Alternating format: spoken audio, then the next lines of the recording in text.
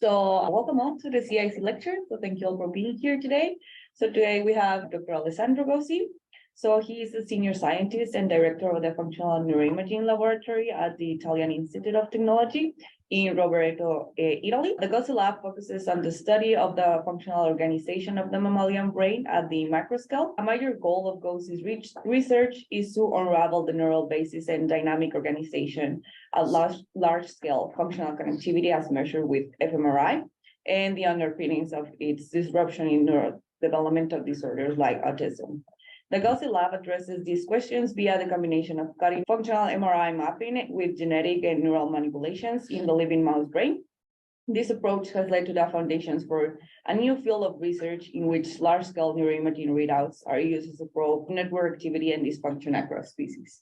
Okay, no, thanks a lot. Thanks a lot for having me here. I'm very excited about this. And yeah, I mean, the goal of this talk tonight is, or tonight here, to evening here, but this morning there, is basically to try and explain some of the research we've been doing in the lab that aimed at tackling the question that is capturing the title of my talk, which is trying to understand basically the origin, the mechanisms of functional dysconnectivity or alterations in fMRI connectivity that are often observed across brain disorders. And here I would like to start by basically as an important point. So a lot of the examples that I show in this talk, in these slides, are from the field of autism, but it is important that you bear with me, and I encourage you to bear with me, even though, even in the case you are not an autism researcher or interested in autism specifically. And the reason why I'm saying that is because the overall paradigm where we try to translate some of these changes across species, which I'm going to cover extensively here, applies to different disorders. So this is you may consider autism as a bit of a specific example that we can then expand or integrate with additional research. And also in the second part of my talk, I try also to cover or somehow discuss some of the research that we've been doing in terms of understanding what these changes mean.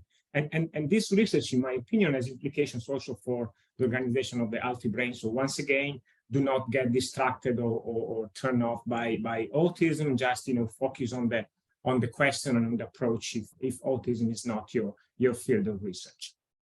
Okay, so I want to try to make my pointer as a laser pointer, and you should see it. Okay, so this is today's menu. Okay, so I take it many of you really are experts in imaging, so I won't spend too much time in understanding the sort of parameters that we've been recording in our mice, but just a very brief refresher to make you understand where we come from actually and what we'll be talking about. And that's point one. And then I'll try to show some attempts that we made in the lab towards the goal of decoding etiologically autism. As once again, note the asterisks. These can be applied to different disorders using this approach, right? fMRI and the translatability of fMRI. And in the third part of my talk, I will try to explain how we can physiologically decode dysconnectivity, fMRI dysconnectivity. Again, this is really inspired by autism, but many of these mechanisms, I believe, are general enough to make you interested in this, hopefully. All right, so let me start with a brief introduction. An introduction that I want to keep very, very brief because you are experts, is that, as a stated introduction to my lab, we have a strong interest in the functional organization of the mammalian brain. And a very convenient to study that is by using recording fMRI in resting conditions. So without any overt cognitive or cognitive task or stimulus, okay? And you know all too well that the signal that can be recorded this way exhibit a very rich spatial-temporal structure. So it's not a random signal, and this structure is very informative, okay? We can learn a lot about this, about the organization of the mammalian brain by recording this signal. And so this has, of course, become a very prominent way of investigating the functional organization of the human brain. And what is perhaps most relevant for this talk is that there's also, in parallel, actually, accumulating research showing that these signals, so this interaction between these fluctuations involved, are atypical or disrupted in brain disorders. And so this idea, right, that these fluctuations are an index of functional connectivity is interesting, because then you can, if you apply this to disorders, you can tell which areas are not communicating with each other, okay? And you can get these patterns of dysconnectivity, as I like to call them, dysfunctional connectivity, okay? This applies again to autism, schizophrenia, Alzheimer's, you name it. And an important assumption of my research is that, you know, the potential of this approach is largely untapped. And the reason why it is untapped is that we don't know enough about the meaning of this phenomenon, the origin, the significance. It's written here at the bottom of my slide, okay? And without, you know, a deeper understanding of what these fluctuations and these interaction mean, there's the risk that all you know, this beautiful functional connectivity mapping we do, for example, in disorders, autism, schizophrenia, remains there as a, you know, as a phenomenological description. We see that there's lower connectivity between prefrontal and retrosplenial or whatever, and we don't know what it means, okay? And so one way to tackle this is clearly a big question of the field, not of the Gozzi lab per se, and there are a lot of programs around the world that are aimed to understanding this relationship. However, one effect, and this can be done clearly in humans, for example, using stimulations or other approaches, computational approaches. But the interesting part here, it comes when we use, for example, physiological accessible species such as the mouse, where we can introduce causality. And this is an important point, you know, too well, because functional connectivity or this correlation between signals is intrinsically and broadly a correlational readout, right? So you assume correlation to indicate communication. So if you want this ambiguate, a correlative signal, we need to introduce causality. And this is something we've been, you know, pioneering in our lab pretty much 10 years ago. Many other groups joined along the way. Now the field of fMRI in rodents has grown, as you all know very well. And we can begin once again to use this manipulation to understand what this signal means, but also to manipulate at the level of, for example, whole brain activity by modeling genetics or modeling environmental insight, okay? And one last point for my introduction, which is relevant to this talk, is the fact that fMRI is a highly translatable readout, basically. This is something we showed in a series of papers, we and others actually. So somehow you can translate, of course, with a lot of caveats, with a lot of limitations. You can translate some of the findings you find across species. And this is pretty unique if you come to think of it, because, you know, there aren't those many, you know, animal applicable methods that can be somehow directly translated across species. And this is something that we wanted to leverage in the work that I will be presenting today. Okay, so this is my introduction, okay? And so you know the approach that we discussed. Now, let me try to explain how we can leverage some of these features that I've been discussing, okay? And the first question that we wanted to address is whether we can etiologically decode autism dysconnectivity, i.e., fMRI alterations in connectivity we find, for example, in autism. I will explain more in detail what it means. Etiological decoding is a big word, but you know, in fact, it is a very simple concept. Let me just start with a simple introduction to autism. Most of you probably know, but just the only facts that are relevant are autism is a heterogeneous set of disorders that basically are diagnosed in the very first years of age, so, you know, after birth. The etiology of autism is not very clear, but it is strongly genetic, and the emerging paradigm that we have here is that we have basically a rare variant, genetic variants that per se, or in combination with immune insult, or for example, maternal infection, can somehow deviate. I don't know if you see my pointer, but you can deviate some of these early developmental processes. And as a result of that, basically you have autism. That's pretty much what we know, okay? There are a number of theories, but it is very unclear still what is, you know, the actual cascade that can occur with autism. Nonetheless, you may not be surprised then, you know, if you consider the framework I showed you before, that functional connectivity, which has been measured in people with autism, is in fact disrupted, right? And the reason why I expect you not to find it surprising, because if I go back here, many of these processes have to do with the actual, you know, wiring of the brain that happened very early, okay? So there's been a lot of research in autism showing basically that communication between areas can be disrupted. And And this is an important research that really influenced the field.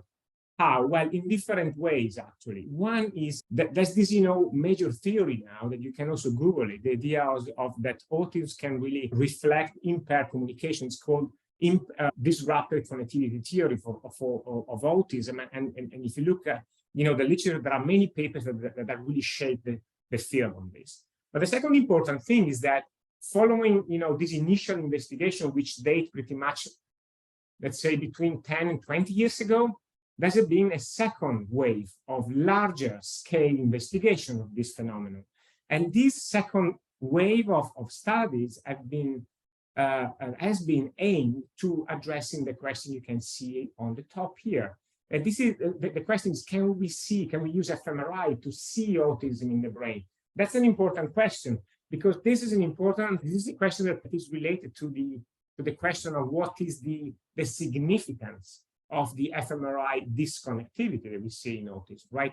And so here the idea is very simple. So autism converges on a small set of behavioral disturbances, say, repetitive behavior, you probably know, social communicative alterations. And so if we image a large enough group, we might be able to find, signatures, a network or circuit signature of dysfunction in autism. And that's really what people in this field have been trying to achieve, right? That was the big quest in the field. So there's been like an accumulation of data across sites, many more patients aimed at understanding this phenomenon. However, if there is such a signature of dysfunction, you have to find it because the results of this investigation, increasingly large cross-site studies, has been really sobering. This is just one study I picked out here showing that, for example, there's predominant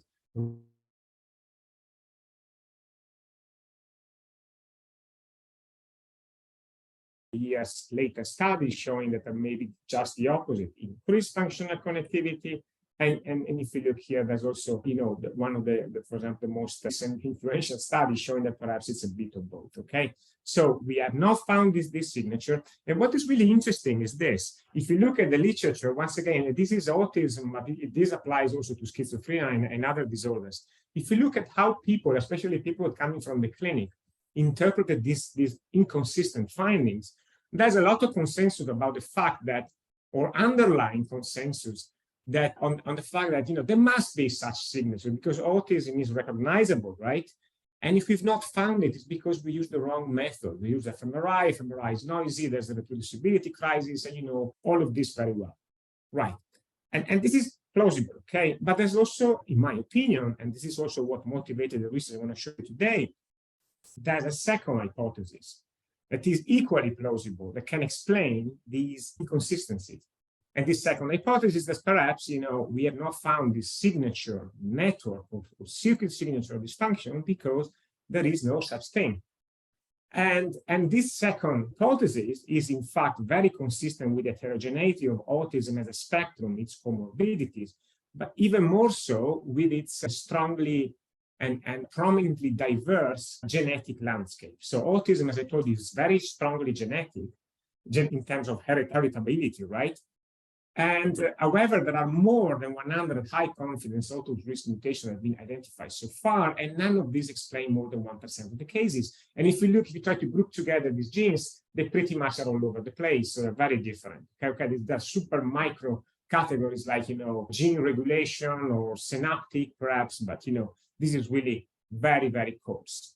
And so perhaps this heterogeneity we've seen in humans is expression of this underlying etiological heterogeneity. Etiological means mechanisms, okay, mechanistic in terms of mechanism, heterogeneity. Okay, so how can we probe this hypothesis, this alternative hypothesis? Well, there is one way we thought of, and it is an approach that relies on the use of genetics as a key for an etiological deconstruction of autism. I try to translate this in plain English. What we could do if we had infinite resources, we could, for example, pick patients around the world that have the same mutation. And by the way, this is an effort that some big institutes are doing. And then we can maybe scan their brain, right? And if, people that have the same sort of mutation and they also have autism show a certain pattern, we expect that also pattern in other people that have with the different mutations would be similar, because in the end, they all have autism, right? And they should converge. And this could be done in principle, but in practice, it's difficult because these mutations are very rare. And it is difficult to gather together so many patients because maybe they're spread out. For example, think of Canada, Italy, and you cannot scan them with 100 sites. And so what we thought, okay, say in the lab, and we said, okay, why don't we just try to do this? We shift this paradigm in the mouse, right? And by doing that, we get so many advantages. Well, first of all, you can really create this reconstruction of the genetic landscape. As long as image enough mouse models with different mutations, you can get a feel for where the ecological landscape is and what it looks like. And also in the mouse, if we scan using fMRI, we have also a number of technical advantages. Motion can be controlled very nicely, very tightly. You have a very nice environmental control right over development because you can image mutants and determinants, and you don't have much motion because you can maybe use sedation or head fix. And so you can also get rid of some of these nuisance variables that have been played in humans, right? Human research and the idea that, what we see in humans is noisy because of the method. And that's exactly what we did, right? This is something that we cannot do in a single lab. So we teamed up a few years ago with Valerio and his very talented team, and we scanned 16 mouse models. This is something that has been published, probably you've come across it, but this is important to set the scene for what I'm going to show you today, which is unpublished, by the way. So you guys are my test audience because it's the first time that I'm going to present it. But anyway, getting back to this study. So that's what we did. We recreated the landscape, okay? Great. So what I'm going to show you here is the main finding of this work. Each dot here is a single mouse. Color encodes for mutations. And this is like a low-dimensional representation of connectivity changes across mice, individual mice. And here there are a number of things that are interesting. The first one is this. If you look at dots of the same color, they tend to be clustered together, which is something that I like a lot. Why? Because this shows that if you do fMRI under controlled conditions, right, tight conditions like you can do in animals, you can in fact cluster very well mutation. And so this means that you can somehow label individual mice, so to speak. Okay. So the reason why I'm emphasizing this is because this suggests that fMRI is not that noisy after all if done under tight experimental control conditions. The most important thing is the second finding here. And if you look at the spread out of these dots, they're not like concentrated in a single central square, but they're kind of these clouds of spread out points. What does this mean? This probably means that the different signatures you see here, and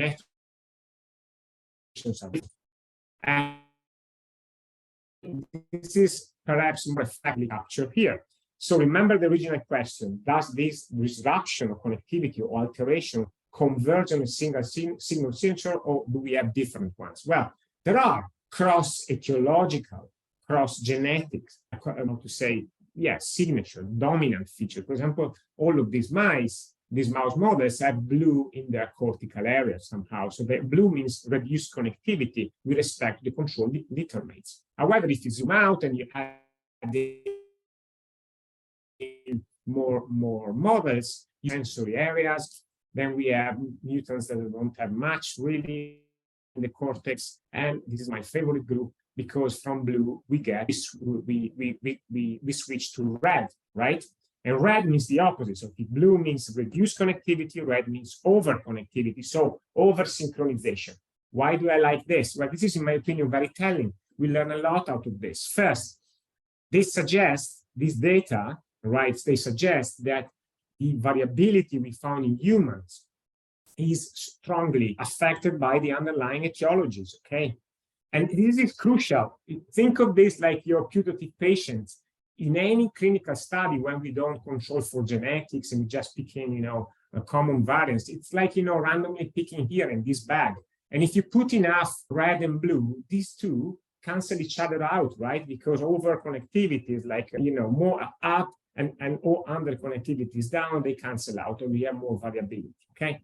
But the second interesting thing here is, well, the second important point related to this is perhaps we should stop, this crazy quest for a single signature of dysfunction in autism, and perhaps we should shift our focus to a second, more important, etiologically more important question, which is maybe we should begin to identify subtypes of autism, right, based on different etiological characteristics. Okay, so basically here we can turn this crisis, so to speak, into an opportunity, and that's exactly what we've been trying to do in the lab.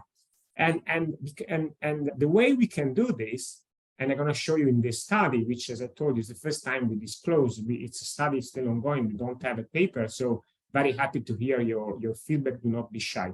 But the idea is basically, can we use this as a bit of an etiological, quote unquote, ground truth to decode human autism? And this is very important. This question is very important in many respects. First and foremost, because many people can still think, okay, this is interesting, but these are mouse models. Maybe in humans, there still is, this single signature, and you shouldn't just, be too cavalier in, jumping from mouse to human.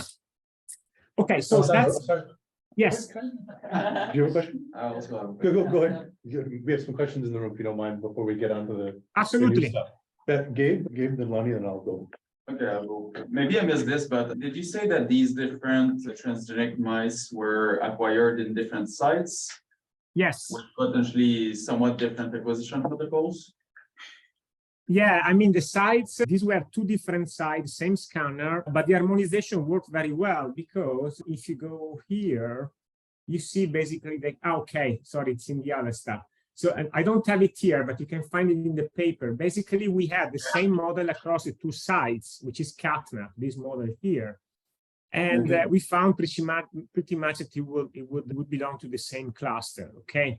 So the harmonization worked very well, and it is also the effort of Marco and Valerio, who are really masters in this stuff. I don't know whether this addresses your question specifically. Yeah, cool. I mean, I was just wondering if that was inspected or not. And I know it can be challenging to do harmonization, but it can also be done very well with the right attention. Yes. Yeah, the idea of using the same mouse across the two sites, I think, was a good idea, and it worked out well. If you see the clustering, it's very encouraging. Yes.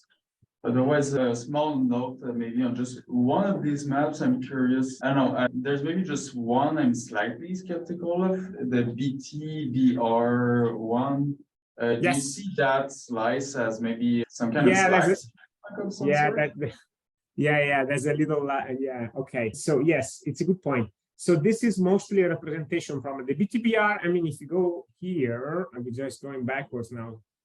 Many of this study have been individually published. So if you want to find out a better estimation of what we found in BTBR, I will refer you to the actual publication, where in fact the facts that we found are very strong. Yeah, this one probably is a presentation. It's an interpolation between low and high resolution that was for the sake of this presentation. But yeah, I see your point. You can see this slide here. You say, oh my God, well, that's like a gap. I wouldn't focus much on this. Also, because I'll show you now that some of these inferences have been, of course, well, most of these inferences, as we go, we move forward, have been done the whole brain. So this is just a simple and effective way of showing what we see here. Yeah, thank you. Sure. Okay. So we have other questions? Yeah, Lonnie? I was wondering if either from work in these mice or from the literature, how the behavioral phenotypes of these models map on to these kind of clusters of functional connectivity data.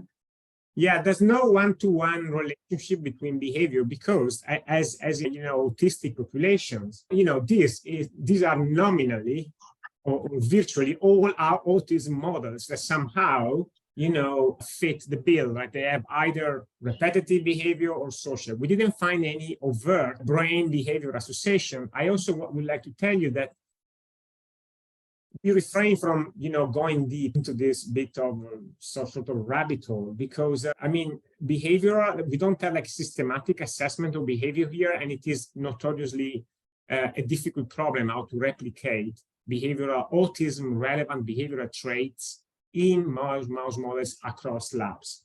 So there's nothing. This is something discussed in the paper. The figure is from this upcoming work, but you can find all the relevant discussion in the paper from Verbi, Marco, et al. And basically, there's no clear, relationship between some of these patterns and behavior. And more soon on the upcoming study. Maybe you can learn a little more about how this relate to behavior in the slides that I'm going to show you soon, at the very least at the human level. Sorry, just maybe to a follow-up one. No, that's okay. So maybe if you go back a slide, Alexandro. So here, here, for example, kind of that upper left quadrant, you have kind of a mixture of a number of different models. Which would suggest that they have similar impairment or functional connectivity kind of in this two-dimensional spectrum, right? In models that kind of tend to go together, do the reported behavioral impairments go together as well? No, does this? No, exactly. So this was the question, and my answer probably was not very clear.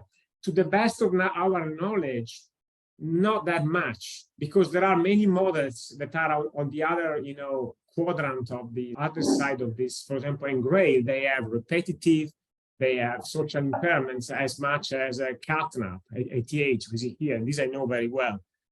So, but also I have to be honest, that we haven't been, thoroughly, exploring this. First off, because we didn't have for each of these mice behavioral assessment related in the same animals, and also, as mentioned, it is difficult to characterize the behavioral phenotype of one of these, or every single mouse line that we tested here, because it changes across labs. There are labs that are showing the catnap is hyposocial, other labs did not replicate that. And so what is happening here, which you end up like picking features. But this is certainly a dimension that should be explored in a more systematic way.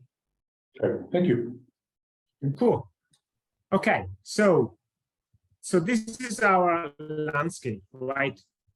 Can we etiologically decode some of these features in human autism? Okay, and here you can see the biggest contributors to the work. So I wanted to acknowledge this at the beginning. So if this makes sense, if this study you like, the credit goes to Marco, Mike, Adriana. If you don't like it, I take the flak, and it's my fault. Okay, because they did most of the work, but it was like the conception was really a crazy idea that we had a long time back. Anyway, so now, as I told you, one of the big challenges now is to, deconstruct the heterogeneity of autism, right? And it's not here, we are not the only group that are interested in this. This is an emerging theme for autism, for many other disorders. How do people do this normally in this field? Well, mostly this is done by, for example, using fancy machine learning or clustering, and you put together things that look together, right? Think of brain scans. You put together brain scans that look together, and they say, okay, I have 3 subtypes, and then you go down the hierarchy. But what we thought is, okay, let's try. Okay, this is of course an approach that has its own merit,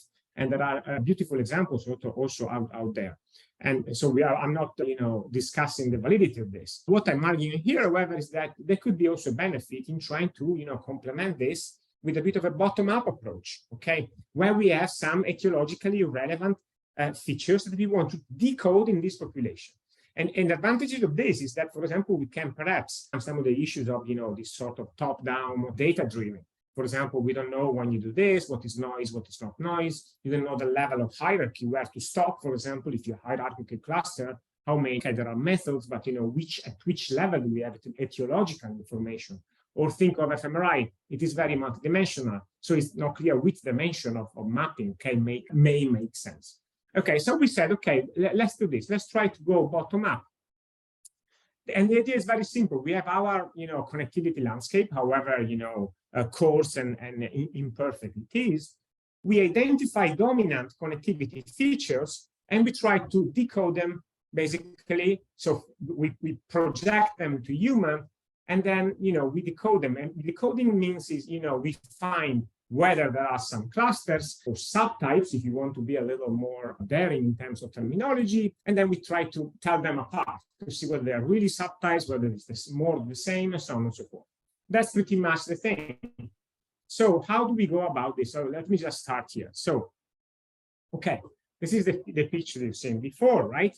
Okay, so what can we do here? Well, the very first thing that we had, our first goal was, okay, let's try to identify dominant features, because we don't want, to stick to an individual map, because maps can also be noisy, as Gabriel pointed out. So we want something robust. So how can we do this? Well, here we didn't have to, squint our eyes. What we can see is that what is really dominant is that there is a clear group of mice that have, let's say, prominently hypoconnectivity, and there's another group that have prominently hyperconnectivity. Okay, these two extremes. This is just a cortical representation that is supposed to make for a nice figure, but you can also remap this by including all the voxels in the brain. Okay, and this is really nice in two respects. First of all, it shows you that even in terms of connectivity, autism is indeed a spectrum. You go from deep blue to bright red. But you can also see here that you can somehow, divide this into etiologies that have a majority of red voxels, etiologies that have a clear majority of blue voxels. Blue and red, again, blue means hypoconnectivity, red means hyper. You can do this, you can, also apply very simple clustering to cut through this landscape. And when we do this, what we get is the following. We get two dominant signatures. Okay, the idea here is to approximate as much as we can this feature we've seen in the mouse. So here and these etiologies basically, it's a bit of a conjunction map. And these etiologies are those that show hyperconnectivity. And here there are two features that we like to emphasize. First, these are not quite the mirror of each other. There are regions that are both hypo and hyper. If you look at here, for example, I know that the frontal cortex, here it's red, here it's blue, but there are also some cluster-specific features. I see, for example, the hippocampus here, the hypothalamus in blue. So they are for a considerable portion mirrored. Okay, but there are also some cluster-specific features. So this is something to think, and this is clearly, rough. I totally agree with you. But the idea is that it has to be really coarse and dominant. Okay, it has to be multi-etiological. Okay, we don't want here to decode a single mutant. We want to see something that is emerging across mutations. And how do we translate to humans? Well, this was something that this has proven difficult, but the way we found to be possibly effective, which is identify homologous regions from mouse to human. This is kind of easy because you go, across the phylogenetic tree from old to, less old, so like modern. Okay, and so whatever you have in the mouse, you also have in humans for sure. And then we said, okay, let's use these regions to scan. For example, we want to find all the scans that have hyperconnectivity in the regions I showed you here, okay, in humans. And this can be done because in humans, there's this nice database called the I'm sure you've heard of, right, with hundreds and hundreds of scans. And by doing that, our findings. So first of all, we found two subtypes, okay? And as predicted, because yes. So do you mind going back 2 slides? Do you mind? 2 slides? One more. To the clustering slide. There we go. So just when I look at this plot, I guess you have the clustering of a goodness of fit. I know this is like the eternal question, and that's kind of unfair to ask, and I want to ask anyways. Why 2 clusters and not 3? Because if I look at your goodness of fit plot on the next slide. Yes, because it's a good point. I mean, if you go for 3, we get a very, we've been discussing a lot about this, and we could have used probably 4 even, but we didn't want to go granular, okay? We didn't want to go too granular. And also here, in order to make sure that we are not over 5, we use like a bit of a conjunction map. So these regions here, okay, are regions that are over-connected in more. Fortunately, I removed the color coding, and I apologize for that. That have over-connectivity in more than one etiology, say at 4, I don't remember now the scale here. So this is patterns of hyperconnectivity are the expression of multi-etiological solution, if you see what I mean, okay? Yeah. However imperfect this could be, it seems to be working.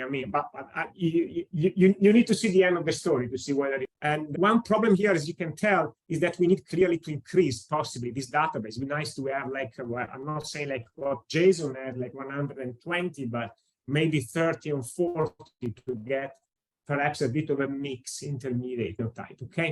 So here we give a like stronger weighting to what is red and what is blue, okay? And we try to decode it in humans, and what we found is this. Yeah, well, we found two clusters. Well, I was going to say not surprisingly, but in fact, it can be surprising because we might have not found anything actually. And in fact, we find that these patients here, these people, these scans that we found, clear hyperconnectivity. So that kind of global hyperconnected state. That's why with a lot of imagination, we call this cluster hyper. And the other one is almost global, not globally, but it's probably a little bit more hypo, more regional. And once again, with our big stroke of imagination, we call it hypoconnectivity, okay?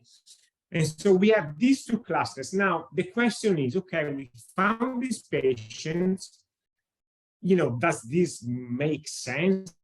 So is this just approach, right? Well, it is difficult to tell, but I can show you what the analysis we've been doing, and yeah, the conclusion that we made up to now, basically, because this is really like work in progress. And the first thing we can note is that if the way we decoded this ended up in identifying a large number of scans, actually, this is pretty much 16%, and the effect size that we map is quite substantial. It's above the the 0.8 large coNSD effect. So, I mean, probably finding already is that there are such scans that deviate from average in autism, okay? It's not that we have really to squint to find, they are there. And if you look also at the proportion, what is really nice is this. This is pretty much 16%, this is 7. So let's say 25, 20 to 25, doesn't really matter. So this is pretty much 1/4 of abide of autism. Does this make sense? I think it does, because the pathways that we probed in the mouse, these are pathways mostly associated with rare variants, okay? And so we cannot expect like rare variant associated genetic pathways to explain the whole spectrum in humans, where it is for its largest part explained by common variants. And so this is okay, this is not proving anything, but this is, if you like, encouraging. Another interesting point is, okay, if this is not noise, we should, well, in fact, what I didn't tell you is that before doing this, the decoding, we splitted this data set with the data set, which is composed of 900, more than 900 scans into discovery, replication, and the replication discovery. I think it's pretty nice, also the proportion. And if you look at these pathways, these patterns these are patterns that are reproduced. They are reproduced across discovery and replication. They are overlapping in terms of voxel correlation, but also in terms of a conjunction map. So this seems to be a bit of a some sort of a replicable set of patterns that we can find. Now, okay, let me go a little bit deeper.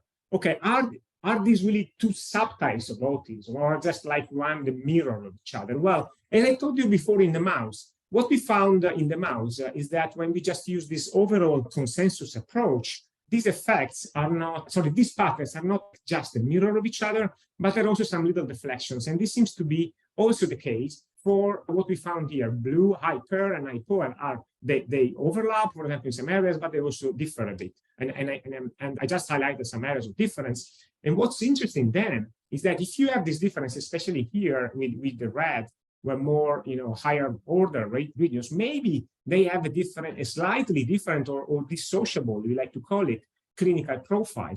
And as a matter of fact, it seems to be the case, because if you look at repetitive behavior, these two groups are the same, IQ are the same.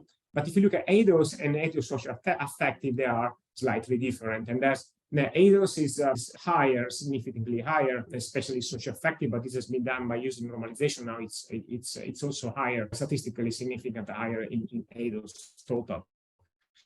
This is once again another bit of evidence suggests that perhaps these two different subtypes are indeed expression of different features that are important, perhaps etiologically important. But once again, I put a lot of effort in etiology. So what about what the etiological information is decoded in these patterns? Okay, so the question that we have now, okay, can we just find different genetic transcriptional signatures for these two, or are they just, once again, one the mirror of each other?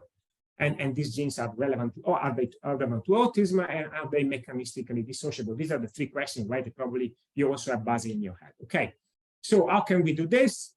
I know you know better than we do because you're expert in this. Basically, you can use gene decoding, right? You can use the Alexandro Institute postmortem. You can see what genes have an expression profile, individual genes that correlate with the ones with the activity, the network dysconnectivity profile I showed you before. You make out of this, you get a long list of genes, and then you can see whether there's an enrichment that makes sense. And that's what we did. Okay, let me start with the hypo. Here we get a list of 4,500 genes. Fair enough. Are any of these genes relevant for autism? Well, there are different ways to tackle this question. What we did, we used this list of genes that are dysregulated in autism that have been published in Gendal by Kendall et al. Nature, Geschwin group. So this is just genes that are being measured post-mortem, and we see whether this list is enriched in this genetic list beyond an above chance. And as a matter of fact, okay, this list here is taken from Gendal, and we see that there's an overlap or an enrichment that is pretty much involving 1,200 genes, which is pretty much above chance. Actually, in fact, it's highly statistically significant, which is very cool, and it is an interesting quality check. This also applies to the hyper. We have here 14, 31, whatever. That means it's a long list, okay? This is interesting. This is encouraging. Let's take a closer look at these genes that are relevant for autism. Once again, one big question, are these two groups one that mirror each other? Well, if you just focus on the genes that are differentially expressed in autism, right? So these ones this subset I told you, and if you just look how they are distributed, there's something very interesting here. Some are relevant for both pathways, and this is something that makes sense. For example, we know that in autism and most other disorders, you have this idea that lack of the gene or overexpression of the gene can produce the same disorder, so to speak. Think of copy number variations sometimes, the same diagnosis, which is something that has been puzzling people for a long time. But the other interesting thing that there are also a considerable portion of genes that are also cluster specific, okay? And they're just not shared, which is another interesting check that suggests the idea that this could be just two different subtypes. When we do a gene ontology, there's also another interesting thing, which is there seems to be some sort of dissociation in terms of mechanisms. Blue seems to be more synaptic. I didn't single out all the list, but basically there are more synaptic processes. Red seems to be more neurodevelopment and regulation of other transcription, which are, by the way, two macro categories that are clearly associated with autism, okay? And now this is clearly work in progress. That we are doing other things, but one question we have here is, okay, can we close the loop? Can we, trace back some of the stuff we found in mouse in these clusters? Or in other words, do these sets include some of the genes that we initially mapped in the mouse? So the answer to this is in this graph here, and reassuringly, pretty much all except for two are identified, belong to these basically cluster specific or cluster shared lists, okay? This is nice, and also what they singled out here in these boxes is that for many of these, not all of them, for many of these, there's also a reconstitution of the signing. What they mean is that blue neuroligin belongs to blue, or for example, catnap. So basically you have, or in red, you also have red here. So somehow this is once again a bit of a, let's call it sanity check, or one way to, indirect way to show that this sort of decoding might have worked with, of course, a number of caveats and limitations that we are very happy to discuss and perhaps acknowledge at the end of the presentation. And this is really where we are. Yeah, sorry, I didn't single out the animals. So basically, it is work in progress, but I think in terms of, proof of concept is encouraging and went beyond my wildest imagination. Because, starting from a group of mice, like acquire different sites and being able to infer some putative novel information about autism, I think is pretty remarkable. Interim conclusions are for you just to take home and reflect upon if you find this interesting, is that there may be these, hyper and hypoconnectivity subtypes in humans that somehow, are also represented at the preclinical level in the genetic landscape of autism, as inferred from mouse studies. And these two subtypes may be dissociable in terms of clinical profile and in terms of pathological patterns, okay? And so this is pretty much it for as much as this study goes. Another thing I wanted to emphasize, there are other ways of translating mouse to human, okay?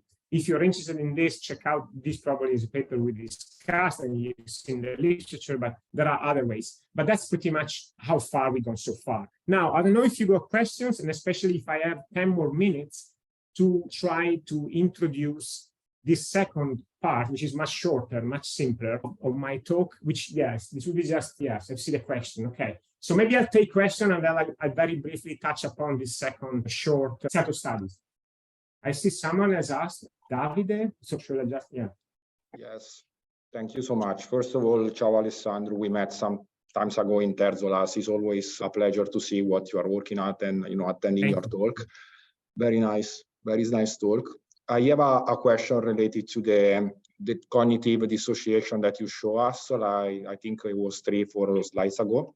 Yes. Between the cognitive profile and the motor symptoms. I was wondering, do you see any difference if you look at individual, right? There are probably some individuals that is really similar to one cluster and another individual that is similar to one cluster. So you can get probably a range of similarity across every individuals. Do you see any kind of relationship between similarity of the clusters and the cognitive profile? We don't know yet. This is something we are doing. Okay. Yeah, because this is really very, very fresh data. So we don't know yet. I mean, we are very cautious about brain behavior association because, and Mallard knows very well, but everyone in the field now knows very well. But it's something that is probably worth doing as a supplementary. I mean, because that would be just another, it's interesting to find out regardless. I mean, so yeah, it's good. It's a good thought. We had it, but we haven't done it yet. Thank you. Sure. Mallard, do you have questions people there about this, or do you want to discuss later? I would like also to conclude with physiological decoding because it's important and it should be just 10 minutes, but I don't know how we are doing with time. I think we're good. I have a quick one. If you like your Go analyses, if you do something like that in the mice, either, no, not the, I mean, it's an elegant piece of work as it is. And I think it's a really interesting approach to try to go between the two species. And it's always such a challenge. But is there a way to kind of then almost back translate this either effectively now, knowing this information and trying to do kind of bulk RNA-seq, or using the mouse brain atlas from the Allen to try to see if this kind of enrichment exists there? I mean, that'd be the low-hanging fruit, right?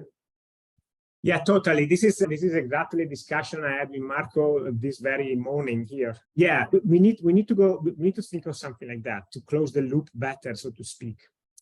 And one possibility, for example, is to understand, because this is something we haven't looked at yet.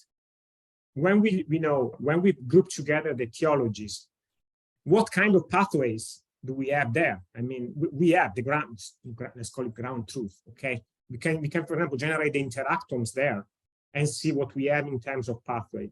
The second thing could be, and this is something we consider at a certain point, would be to see whether we have, publicly available RNA-seq for some of these in the cortex of some of these mice, but we gave up because there were too few, actually. There were like 2 or 3. But we have to consider some of these ways in order to see whether we can really mechanistically close the loop. And let's say we have some ideas, but yeah, it is something we need to do for sure. And I don't know exactly how, but yeah, so that's something that is missing here.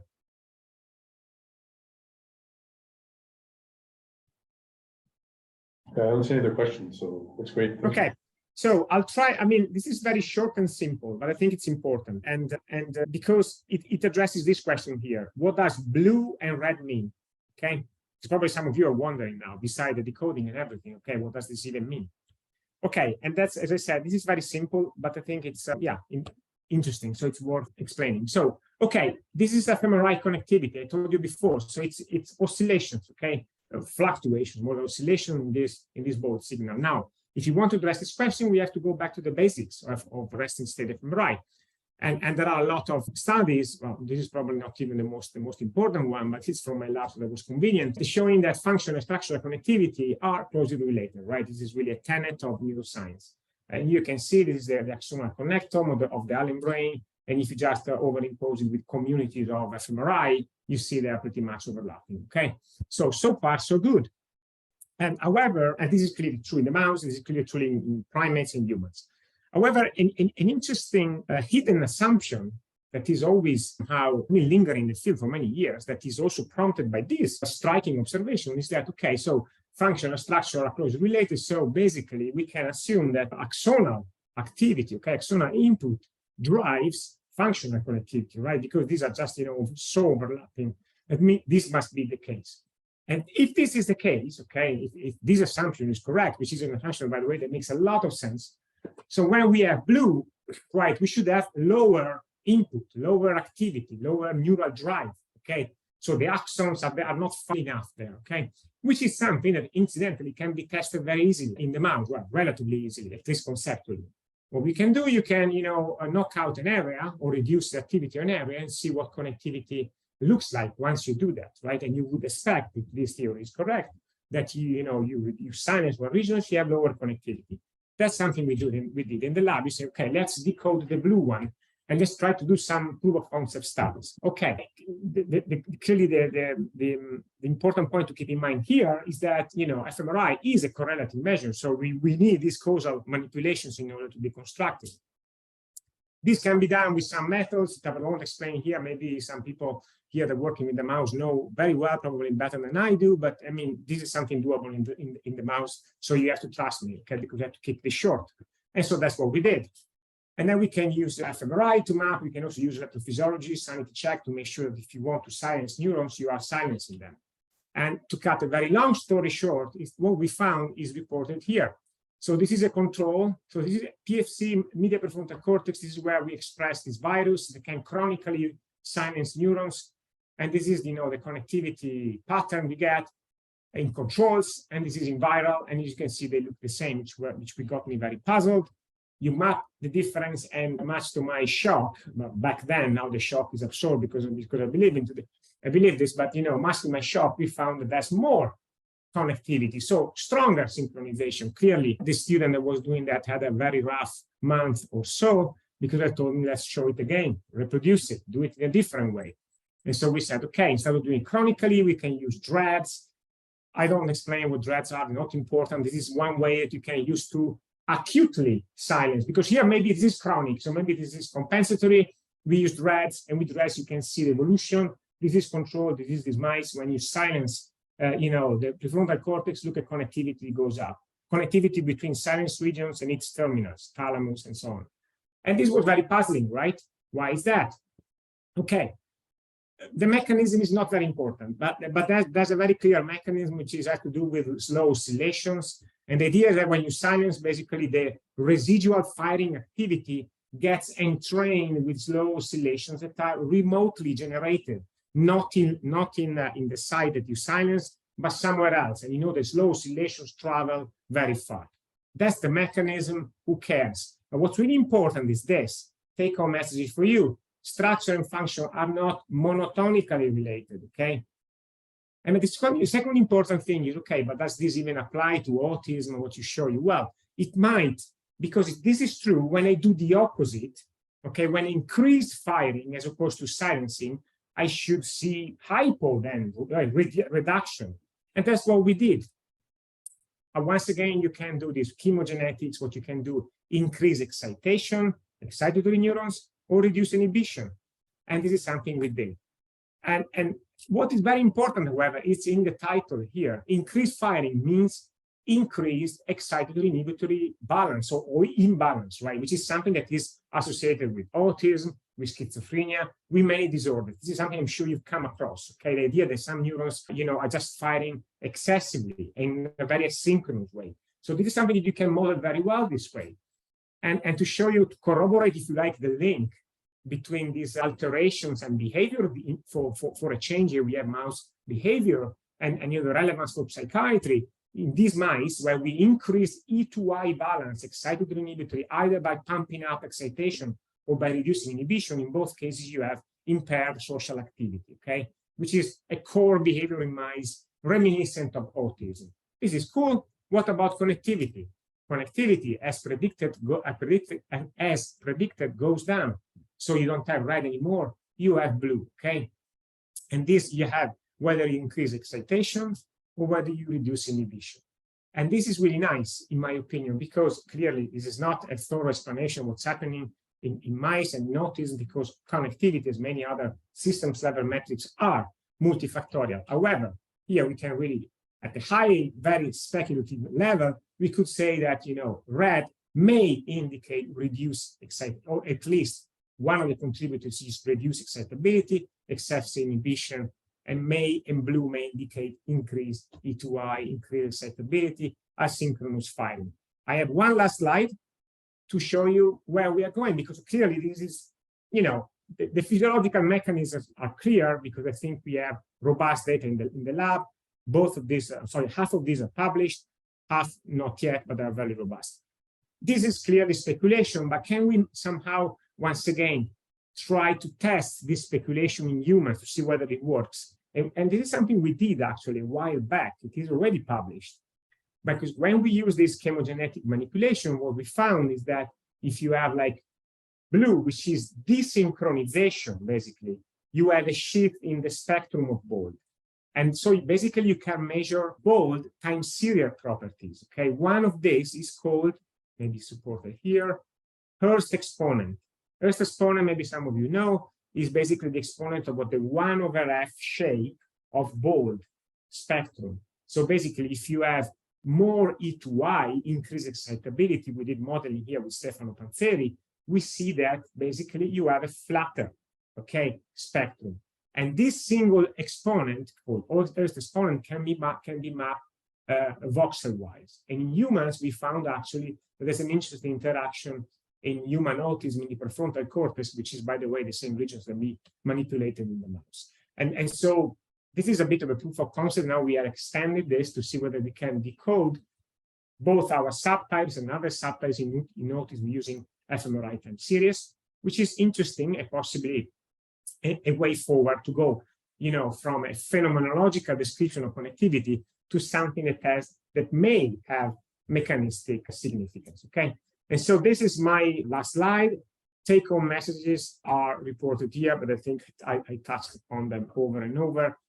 Perhaps the most important idea here that I want to come across is that as a field, we need, in my opinion, really to strive and use these methods to gain a better understanding of what the meaning of these metrics in humans are, what they signify, and also what is their underlying physiology. So to go from phenomenology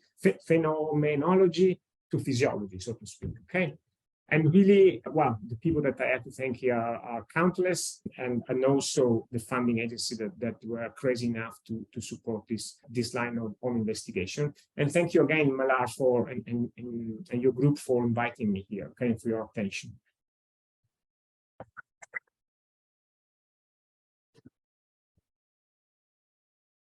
Thanks so much. Great talk. I do have it's me again, sorry. I do have a question related to the last part and how basically you are moving forward to translate this modeling part in humans. My question was, are you planning to use also neuromass model at some point? In a sense that neuromass model, you can modify the balance between inhibitory and excitatory interneuron and see if this affect the connectivity profile that you see in the mouse. Yes, I plan to also use neuromass models. Short answer to your question, but it's very early days. Yes, so thanks. I mean, yeah, but that's so much I could say, but yeah, this is still very exploratory, and this is clearly an avenue that is worth pursuing.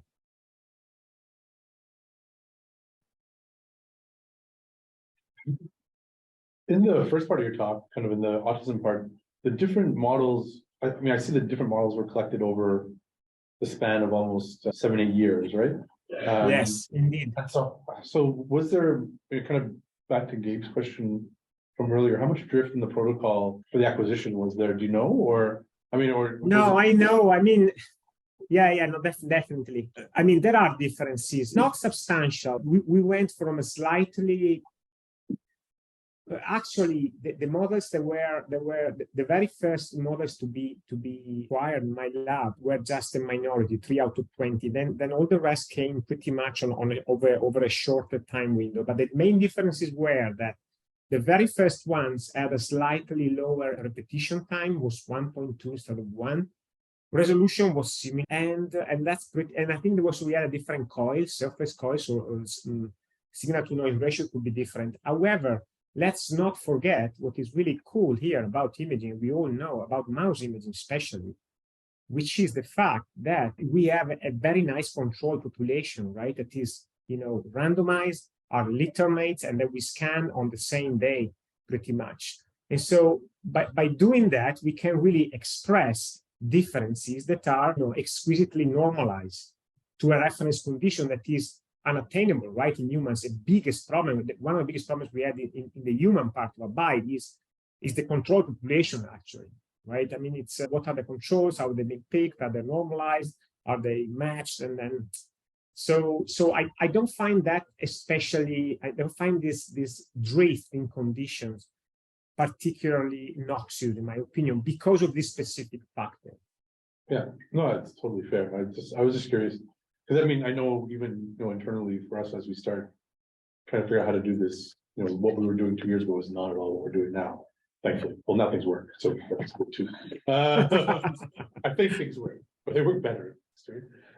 Better, yeah. So the other question I had was how the translation piece is always a tough one when you work with human and animal populations. So you're really just working at the level of ROIs at this point that you can say are homologous between the like absolutely homologous between the two species, and starting with that. Yeah. Okay. Yes. Yeah. I mean this was really hard because we tried different avenues, and I mean in the end, and all of them were plausible, but I mean the problem is that it is very difficult. I mean, we wanted to go to for something that is really, I'm not saying undisputable, because everything is disputable clearly, especially in this field, but something that was really basic, and it could and it could be defendable, so to speak. And yeah. Given that most of the areas we found in the mouse, incidentally, the ones that were most affected are kind of very easily identifiable in humans, we said, okay, you know what, let's go for these. Let's forget about grand. We also thought of like fancy things, gradients, cortex. In this specific case, which is a very specific case, we had the luxury of going, from subcortical regions or media prefrontal, which is anterior cingulate in humans, but kind of easily, really straightforwardly. And this worked, and this was really something that in the end, after a lot of agony, we decided to go for. But this is really a major problem. Other things that we discussed at one point was default mode network. But once again, that's another big can of worms, right? Default mode networks, and I know very well because I did a lot of research in rodents.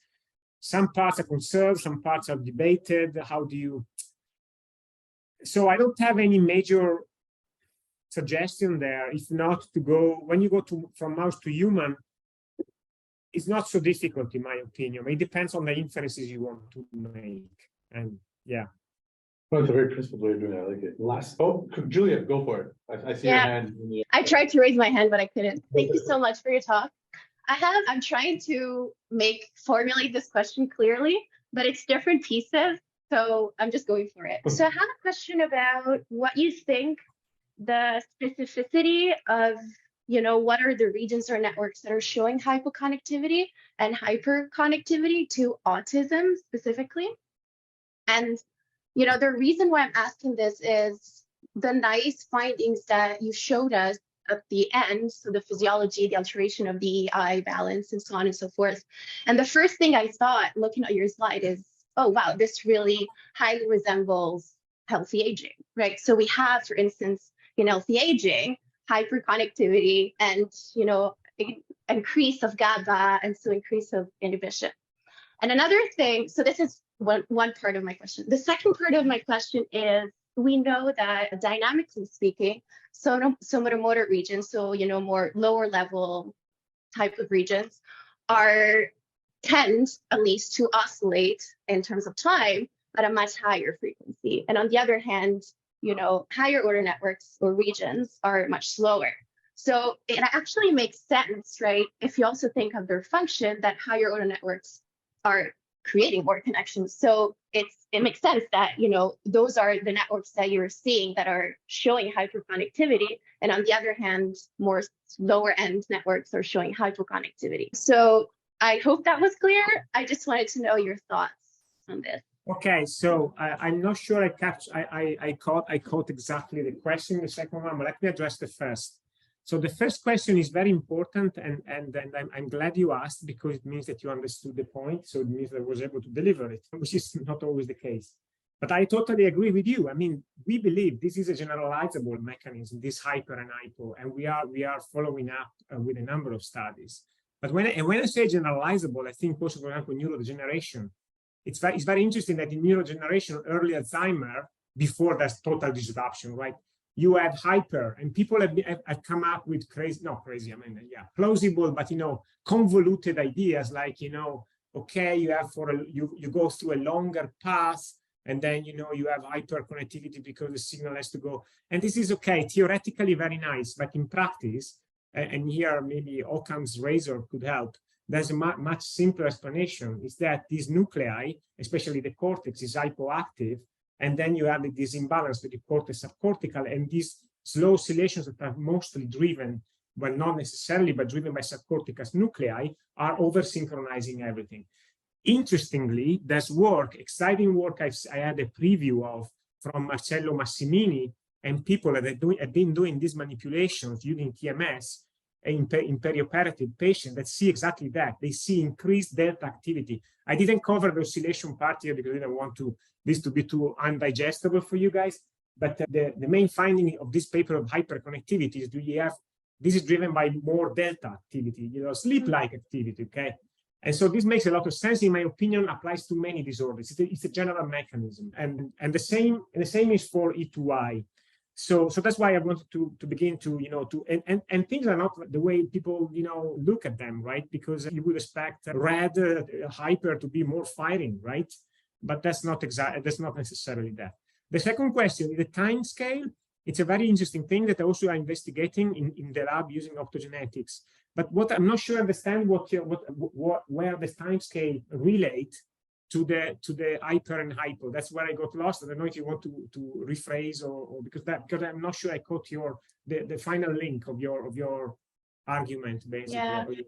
Yeah. Okay. So maybe I wasn't clear. So thank you for the first part. For the second part, what I was thinking is that regions that oscillate at a higher level so in that case, visual and some other motor tend to be more segregated from the rest of the brain. On the other hand, control, default regions oscillate slower because it's just easier, to create connections with those regions just because they're more predictable and more stable. So my question was, is everything, I don't know, maybe it's, the point is, is it just a matter of time scale, right? So the fact that these are regions that are hypoconnected just because their time scale is faster. And on the other hand, regions that are hyperconnected is because their time scale is slower. Very cool. Yes, I like it. I understand. Makes sense. What we need to do is to use causal manipulations to prove all of this. And but it's really interesting because I really resonate with your thinking, because that's one line of investigation when in the lab where we are injecting oscillations, so to speak, and see how in different areas. So hopefully we'll have experimental proof or disproof, I don't know how to say that in English, but of this theory. So it's very exciting, and in my opinion, it's a strong theory. Yes. Okay, thank you. Okay, we're running wonderfully late because I think there's so many great questions, but thanks so much, Alessandro. Wonderful talk. Thank you. Thanks a lot. That's great. I'll see you Friday. Yeah, Take care. yeah. Thanks again for having me here.